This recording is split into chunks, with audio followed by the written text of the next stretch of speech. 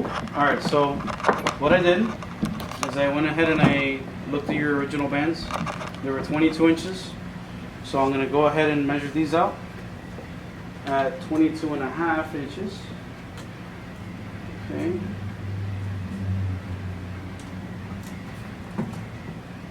See that? 22.5 right there? Yeah. Okay. So why 22.5? So I can have 1/4 inch and 1/4 inch at either end, so that when I tie it, it stays at 22. So that's exactly the band pull you're going to have. Okay. So then, mark it with a pen. I'm going to go over to the vise real quick. What you want to do is open the vise. You gotta put it in a vise to cut it? Well, you don't have to. You can get another person just hold it for you. But I do this so I can get a nice little. Okay. So this way it's a nice clean cut. So you can just use scissors, right? Yeah, just scissors is fine. Want to pull it so it stretches it out. Cut it, and it's a nice clean cut. Oh. So you don't have all that, jagged edges and all that stuff. Cool. So then, we're going to go ahead and do that again with the next bands. So, like you were asking before, you don't have to use a vise. What you can do is, if you mark it, you can have somebody grab it at the other end and just pull it and then cut it. Because obviously you can't do this just by yourself. Yeah. So I pull it, cut it. Beautiful. Clean cut right there. So. Alright, so now we're done with the bands. I'm going to have to pull this back.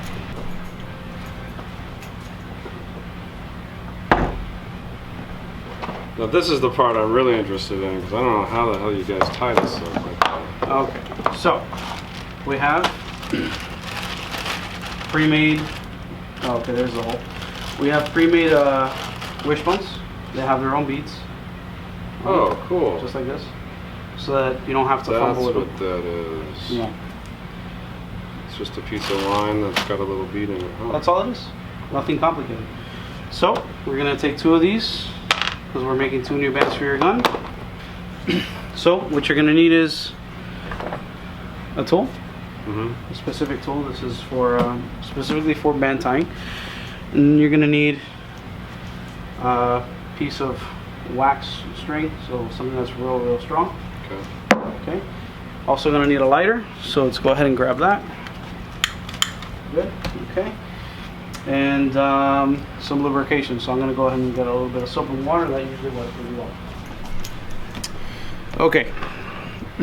So first thing you want to do is you want to get a little bit of soap, put it on one of the ends here. Okay, so it can lubricate, be nice and snug in there. It's not going to give you too much of a headache. Okay, then with the T-tool, you're going to go ahead and grab it, just stick it in.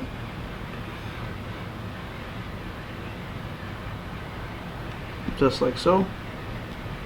And you want to make sure to get it a little ways in there, because once you tie it, you don't want to be dealing with too much stuff.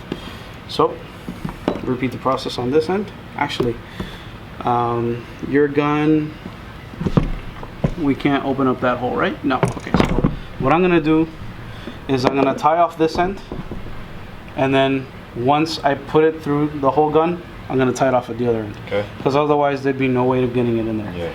So now what we're gonna do is get this guy, this line. Okay. Go ahead and cut it. I've got my scissors. Okay, so here we go. So you want to have the line underneath the band, so just like this. You're going to grab one end, throw it over, the other end, throw it over. You're going to have that X right there. Just moved it real quick.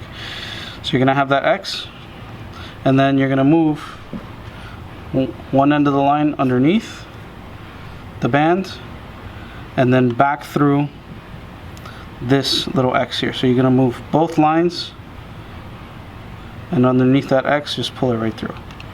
And then that makes a constrictor knot. Obviously you want to bundle it up here. Okay. So, and this is where that 1/4 inch comes into play. So when I tie it, it's nice and straight. So it's not taking up too much space. Now, what I like to do is I like to make a loop knot, so I can have a lot of leverage here.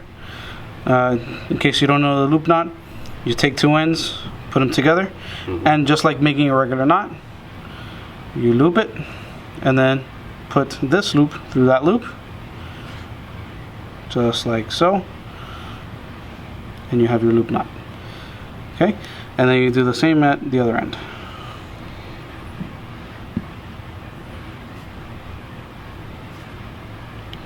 Just like that. So then what you want to do is you want to grab, in this case, the screwdrivers, and then what you want to do is you want to pull it tight. Now I personally, I do it on my chest so I can have it nice and tight. So Cool. right like this, just like that. Awesome. And now you can see it's nice and tight. It's not going to go anywhere. Cool. And to finish it off, what I'll usually do is I'll step on one of these and I'll pull it up tight. So. Wow, you really have to move it, huh? Well, you don't Get have it to. stupid tight. But this is just for peace of mind. Okay. Okay. So now you can see that's nice and tight there. So let's get a good view of the camera. See, it's nice and tight. So now to finish off the knot, what I do is I cut off both ends that are extra. I take the lighter, make sure I rub these up a little bit. Take the lighter, burn the ends so that way we can make sure they're never going to slip. Just flatten it out like that. Oh, almost burned my finger there.